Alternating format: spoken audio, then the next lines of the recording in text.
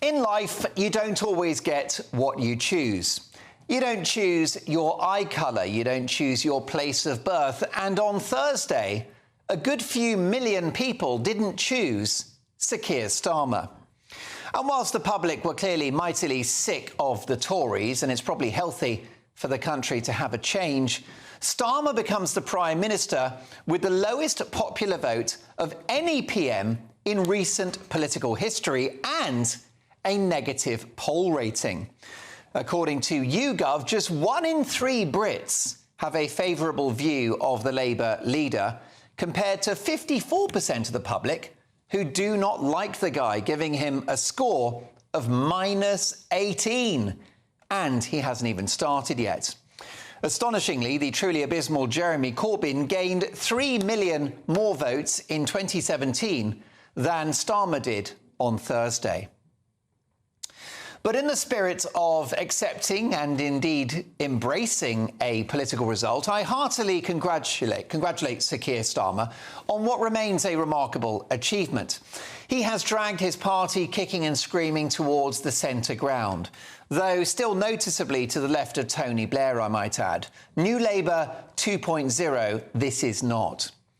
But Starmer ran a smart, coherent and disciplined campaign, saying as little as possible in order to not scare the horses. The manifesto was so vague it raised more questions than a Gary Barlow tax return. But it worked. He was ruthless and he got the job done, fair play. Keir Starmer is our Prime Minister now, and I hope he is incredibly successful. But having watched Starmer in opposition, I cannot tell you in all honesty that I'm optimistic this will happen. It's my view that Starmer is a duplicitous, maybe even dishonest man who has been willing to do and say anything to get elected. I hope I'm wrong, but I see him as a shallow virtue-signalling member of the North London metropolitan elite who takes the knee to the latest woke cause. It's my view that Sir Keir Starmer is the human manifestation of ChatGTP software gone wrong, and he's had more flip-flops than a branch of Sports Direct. But, raised a Catholic, forgiveness is in my DNA. And if Sir Keir Starmer gives up the habit of a lifetime and actually sticks to his principles, whatever they are, if he's serious about economic growth with national income, the best way to unlock great public services and help the poorest, rather than more borrowing, then I will be his biggest cheerleader. If he's patriotic, if he can stand up for Britain's best interests globally, if he makes the public sector efficient, delivering real value for money to the taxpayer, and if he fixes our NHS with tough reforms rather than more wasted billions, then I will be his biggest cheerleader.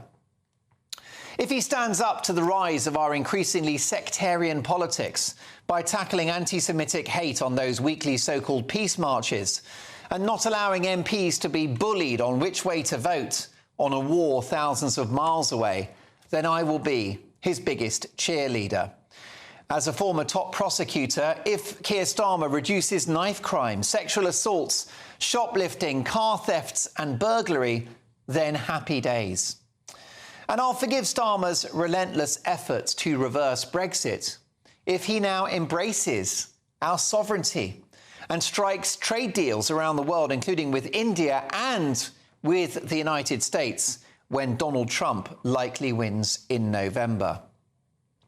Starmer has said it's country first, not party. Well, let's see whether he can stick to that when his own backbenchers are pushing for inflation-busting pay rises in the public sector and calling for an ever larger, more bloated and intrusive state that the country simply doesn't have the means to finance. I'm concerned about saddling business with red tape and higher taxes and emboldening the trade unions. I'm not sure how any of that grows the economy. He's also just scrapped the Rwanda scheme. You can hear the champagne corks popping in Calais as we speak. And it's my grave fear that wokery, which began under the Conservatives, will get far worse under the leadership of a Prime Minister who thinks that some women have a penis. I don't know Starmer's anatomy too well, but I hope he finds a backbone and puts an end to this madness and protects real women. If not, in 5 years' time, the electorate will find someone who will. But for now, you can love this guy or hate him, but he has a clear mandate to lead the nation. And he deserves to be given a chance and a fair crack of the whip. So, Sir Keir, congratulations and good luck. It's an impressive victory and you should be proud.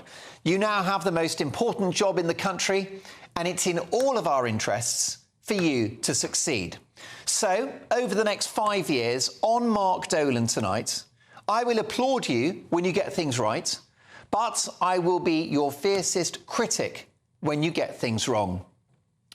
Sir Keir Starmer has said he wants to change Britain. What remains to be seen is whether he changes it for the better.